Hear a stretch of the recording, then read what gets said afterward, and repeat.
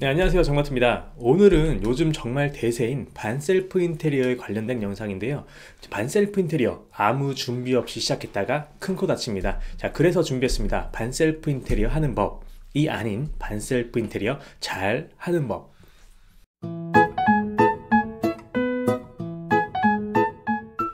자, 우선 반셀프 인테리어를 하면 턴키 인테리어보다 최대 30%까지 비용 절감을 할 수 있는데요. 1000만원 이상이란 돈이 과연 어떻게 세이브 될까요? 바로 업체 마진인데요.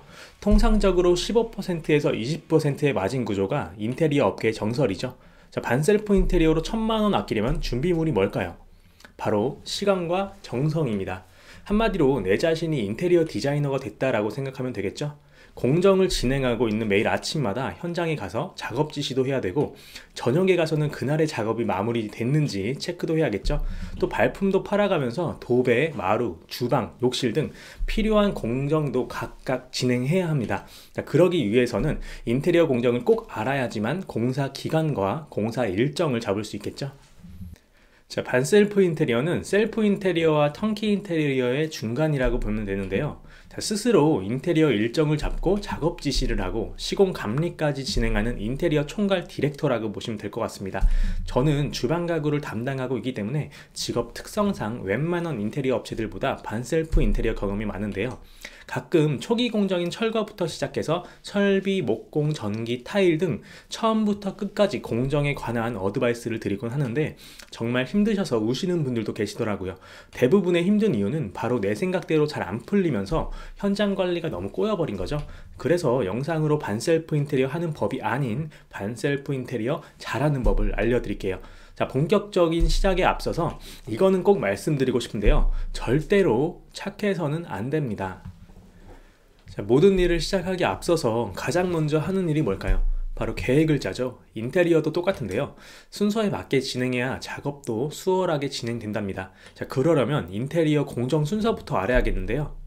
바로 알려드리겠습니다. 반셀프 인테리어 공정표인데요. 정말 기본 중에 기본 단계인 관리사무소 신고 단계부터 적어놨으니까 참고해 주시고, 사실 더 세부적인 작업들도 있지만 꼭 필요한 공정들로 알려드리겠습니다. 자, 첫 번째로 공정표에 필요 일수도 적어놨으니까 참고하셔서 인테리어 공정표부터 만들어 주시고요. 모든 공사는 토, 일, 주말과 공휴일에는 작업은 제외해야 하는 건 알고 계시죠? 공정표를 짜셨다면 공정표에 나와 있는 일정대로 업체 섭외와 계약을 해주시면 되는데, 자, 이때 가장 중요한 거는 어떤 담당자를 만나느냐 혹은 어떤 작업자를 만나느냐에 따라 마감이 달라질 수 있기 때문인데요. 그래서 여러분들이 인테리어 경험이 없기 때문에 담당자는 경험이 많은 베테랑과 계약하시길 바랍니다. 개인적인 경험이지만 담당자나 작업자는 일 잘하는 젊은 분을 추천하는데요. 자, 물론 다 그렇진 않지만 연세 있으신 분들은 현장 컨트롤하기가 쉽지 않더라고요. 자, 그리고 필요한 공정들에 대한 계약과 섭외가 끝났다면 아파트 관리사무소에 공사 신고를 해줘야 하는데요. 공사 신고 비용이나 엘리베이터 사용비, 보양비는 아파트마다 다르니까 아파트에 맞춰서 해주시면 되고요. 자, 문제는 입주민 서명인데 요즘에 코로나 시국이라 입주민들 서명 받기가 정말 어려울 거예요. 그래서 일당 20만원 정도로 대행해주는 서비스 업체도 있으니까 정 힘들면 그런 대행 업체 도움을 받는 것도 추천드립니다. 자, 이사 가기 전부터 이웃하고 얼굴 붉히면 좀 그렇잖아요. 또 업체와 계약을 할 때는 각 담당자들의 현장 미팅 후 본인이 원하는 것을 정확하게 전달하고 최종적인 견적을 확인하고 계약을 하셔야 합니다.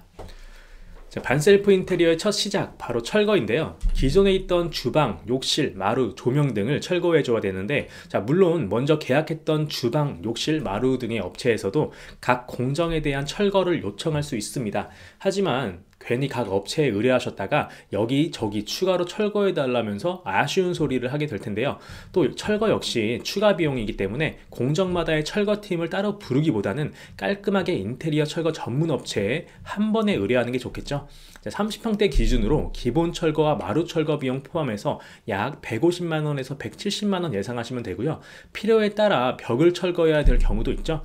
그럴 경우에는 아파트 관리사무소에서 우리 집 건축 도면을 확인하시고 철거가 가능한 비내력벽인지 체크를 해줘야 합니다. 대부분의 건축 도면에는 비내력벽의 경우 벽체 안에 빗금으로 표시를 해놓습니다. 자, 샤시는 브랜드도 브랜드지만 시공업체가 굉장히 중요한데요.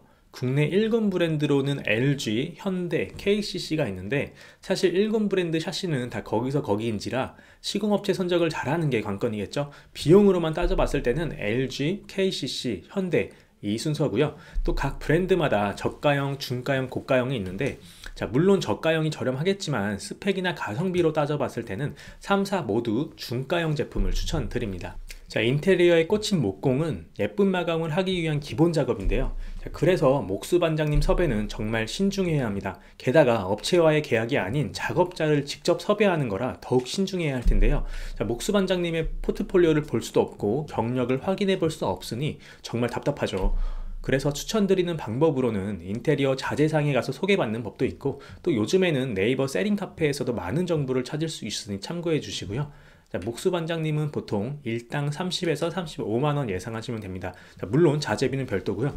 목공정에서는 실력 있는 목수 반장님을 섭외하는 게 관건이겠죠. 자, 목공 작업이 마무리됐다면 전기 배선 작업을 해줘야 하는데요. 전기 반장님 섭외는 무조건 조명 가게에서 조명을 구매하면서 섭외도 같이 해주세요. 그래야 나중에 문제 생겨도 AS 받을 수 있겠죠. 자, 혹시나 해서 말씀드리지만 신발장 하부 간접 조명을 달기 위한 배선 작업도 전기 공정에서 진행이 돼 있어야 한답니다. 전기 작업 인건비는 일반적으로 일당 25만원 정도 예상하시면 됩니다. 목공과 마찬가지로 부자재비는 역시 별도입니다. 자, 그리고 전기 반장님들은 마이웨이 반장님들이 많으니까 작업 전에 비용이나 작업 내용부터 꼭 협의하시고 작업 진행하시길 바랍니다. 자, 타일의 경우 공정 중 욕실이 있다면 욕실 진행하는 타일 반장님께 주방이나 현관 타일도 추가로 요청하시는 걸 추천드리는데요.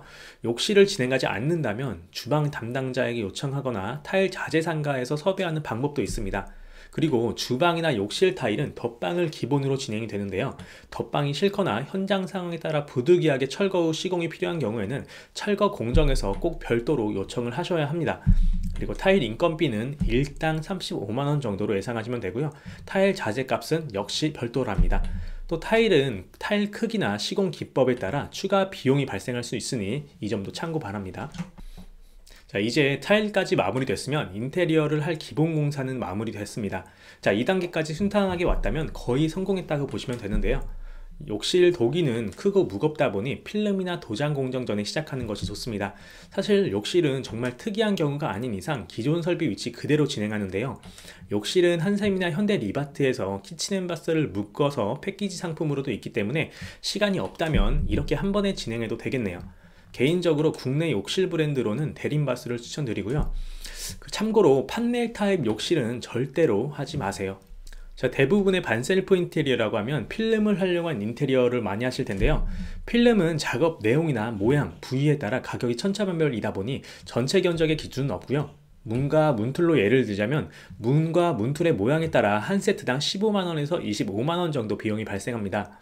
그래서 현대나 LG 등의 인테리어 필름 업체에서 꼼꼼하게 비유 견적 받으시길 추천드립니다. 자, 마루 역시 종류에 따라 가격이 천차만별 다른데요. 요즘에는 아무래도 강마루가 대세겠죠. 예전에는 강화마루를 많이 썼지만 열 전도율이나 뒤틀림 현상 때문에 거의 안 쓰는 추세입니다. 각 브랜드마다 비용이 다르겠지만 강마루는 시공비와 걸레바지를 포함하여 평당 9에서 10만원 예상하시면 됩니다. 자, 도배 인건비는 1인 기준으로 일당 20만원에서 25만원 선입니다. 보통 두 분이서 많이 다니는데요. 도배는 특성상 시공 직후 AS가 발생할 확률이 높은 공정이어서 AS가 빠른 동네 지물포에서 하시길 추천드립니다. 만약 장판을 진행할 경우에는 도배 후에 장판을 까시면 됩니다. 자, 조명은 앞서 설명해드린 전기 공정에서 설명을 다 했는데요. 도배까지 완료가 되었다면 조명을 설치해 줍니다. 조명까지 설치하고 나면 정말 끝났네요.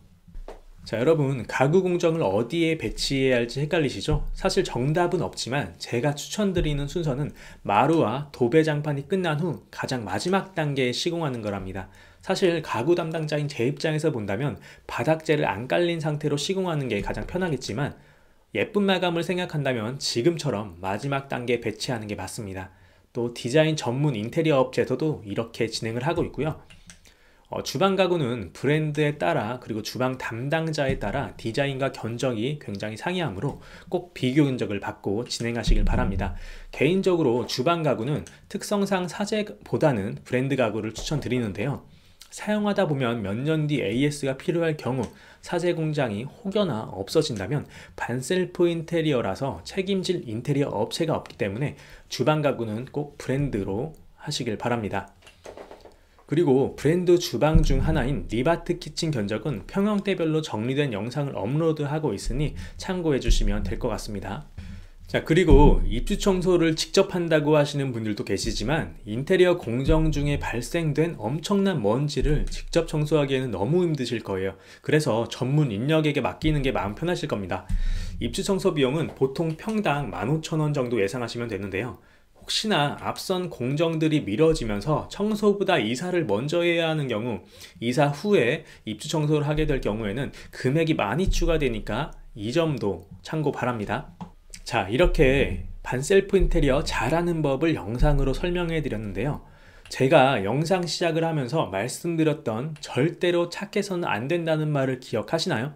그 이유는 인테리어 특성상 작업자분들이 거친 분들이 많은데요. 자, 물론 너무 착하신 분들도 많습니다만 인테리어에 대해 잘 모르는 고객이라고 얕잡아 보는 경우가 많더라고요. 자, 그렇기 때문에 절대로 기에 눌리지 말고 원하는 작업 내용 정확하게 전달하셔서 기분 좋게 반셀프 인테리어 꼭 성공하시길 바랍니다. 자, 제 영상이 도움이 되셨다면 구독과 좋아요 부탁드립니다. 감사합니다. 안녕.